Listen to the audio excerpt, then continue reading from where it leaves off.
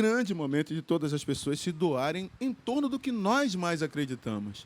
A educação é a única ferramenta da rebeldia do homem. Se eu educo, eu me protejo. Então, educação ambiental para aqueles que realmente percebem que o ambiente vai além da natureza. Claro que nós estamos falando, né, do ensino fundamental, mas estamos falando de uma natureza na qual nós, né, como desfrutes desse desejo, precisamos cuidar mais. E as pessoas não têm noção. Eu vejo muitas pessoas falando assim, nossa, São Paulo não chove, um calor, não chove nunca. Ninguém consegue entender que não chove porque as árvores que foram todas cortadas na Amazônia e que impediam, que criavam as nuvens. Tudo está conectado, a natureza inteira. Se não chove em São Paulo, tem conexão com a Amazônia. Se só chove em São Paulo, também. As pessoas vivem nas grandes cidades. Acho que a árvore é para decorar, né? Vamos botar uma aqui que vai ficar legal. E acha que a coisa do desmatar não é com ela, né? Não, essa coisa, tem muita árvore. Papai tem muita floresta, pode tirar. Não, é igual você olhar para si mesmo e dizer, poxa, eu tenho um coração. Mas se esquece que as panturrilhas carregam você para frente. Carregam coração, além de carregar você para frente, mas é também um coração que você tem nas pernas, como um bombeador. Estou só dando um exemplo físico para a gente compreender que o Amazonas, como o pulmão do mundo, não apenas do Brasil, né, precisa realmente ter iniciativas pessoais. E o Amazonas, ele começa por aqui, por uma árvore, por você não quebrar um caco de garrafa nas praias. Verão, as praias são todas bonitas, limpas. Aí o cara vai, leva lixo, leva saco. Não é com ele, né? Parece como se não fosse um problema dele, que o lugar comum é de ninguém, né? E não dele. Por isso que eu acho tão importante isso para as crianças, porque se desde pequenininho você entender que tudo isso é importante, você vira um adulto que se preocupa com isso de alguma forma no mundo.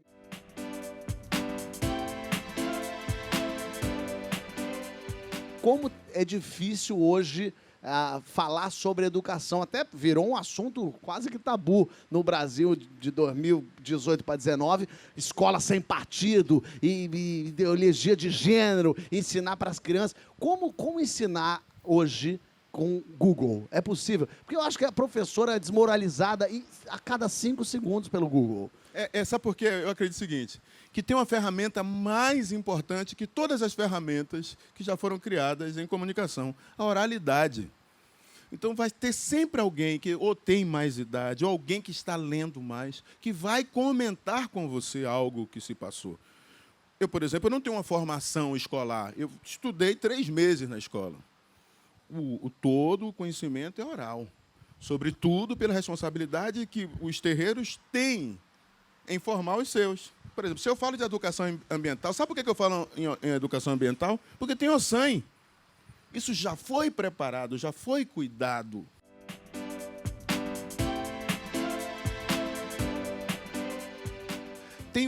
Existe um preconceito em torno do que chama axé, existe um preconceito em torno das religiosidades. O ensino de religião também é uma coisa que está sendo discutida agora.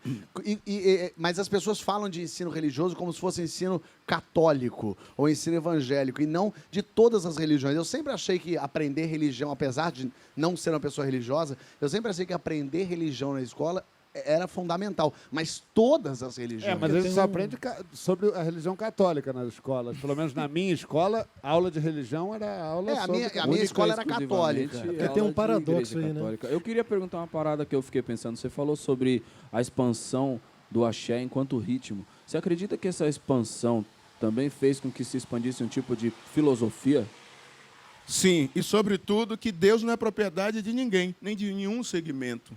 A forma de cultuar Deus é de cada um, mas isso não significa que ele é extremamente perfeito para você, porque mesmo dentro da família, né, você vai encontrar personalidades individuais. O ritmo também. Essa filosofia ela foi importante. Nós conseguimos levar essa cidade ao índice 0 de violência.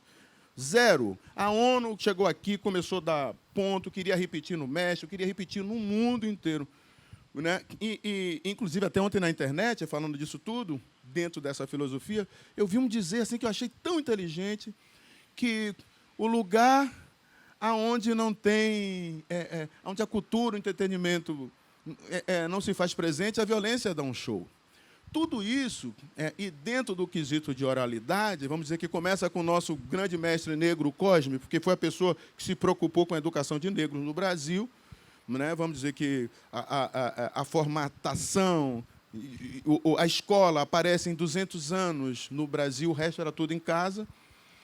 Ele já tinha essa preocupação de alforriar e, ao mesmo tempo, formar, para que as pessoas saíssem unicamente dessa ideia escravocrata ou de escravos.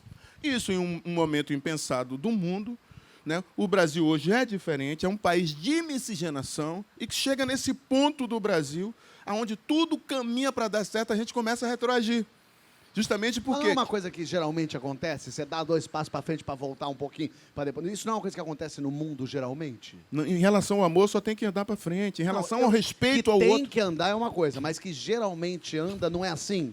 Não acontece isso? Geralmente anda, essa coisa até de retroação, vamos dizer que as novas mídias que estão querendo se afirmar. Elas que estão querendo se afirmar dentro da sociedade, dentro do nosso pensamento e do nosso comportamento. Ou seja, uma página em branco, que ainda não sabe sobre tudo e que fica dizendo a você, me dê like, poste, será que eu estou bonito? Será que está legal? Tá lindo. Eu também achei bonito demais. Francisco, quer falar Esse alguma é um coisa? like para mim? Esse é um like de curtir. Like Eu compartilhei você. Eu ia perguntar para o Francisco, que é professor. Afinal de contas, você Dizem, viu... né? Dizem. eu Ele ouvi diz dizer. que é. Você sentiu... O que mudou de lá quando você começou para hoje? Eu sei, na Grécia Antiga. Coisa de... o desembarque. Eu lembro quando Aristóteles ainda Eu lembro pregava. de Dom Pedro descendo, punhando Desembarque sua espada. fascinante. Não, mas de verdade. Eles ficam zoando de mim que eu sou velho. Mas você sabe que o Levi Strauss, antropólogo, costumava dizer que os professores são os mais infantis das pessoas, porque são os únicos que se recusaram a abandonar a escola.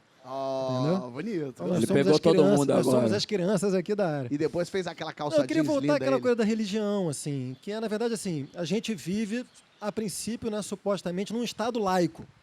Dentro da perspectiva de um Estado laico, a religião deveria ser ensinada de uma perspectiva relativa, ou seja, religião comparada. Você vai estudar o cristianismo, vai estudar catolicismo, protestante, vai estudar candomblé, vai estudar budismo, vai estudar hinduísmo e por aí vai. Essa seria a perspectiva correta. O problema é que ela se choca com a autoimagem das religiões monoteístas, Sim. que são religiões que têm uma autoimagem absoluta de si mesmas. Então, se você conversar, provavelmente, com um evangélico e pedir, e falar, estou de acordo que se estude protestantismo nas escolas, mas vamos estudar protestantismo, vamos estudar candomblé, vamos estudar budismo, etc. Provavelmente ele não vai concordar, porque ele não deseja isso. Ele não deseja que o estudo da religião seja feito de uma perspectiva secular. Ele deseja que seja feito de uma perspectiva dogmática. O simples fato de você botar religião comparada já acabou com o dogma. É o que o Brown estava falando. Se você admite que Deus pode ser vários, pode ter várias imagens de Deus, de acordo com as diferentes culturas, você já saiu do campo do dogma, já está no campo plural, que é onde a gente deveria estar. Né?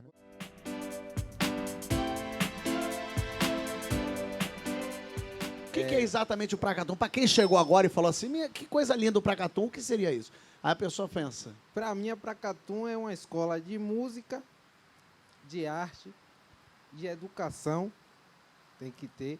E assim, foi muito importante para o bairro do Candial, entre outros, que Marcelo é de Brotas, Capacete é da Maralina.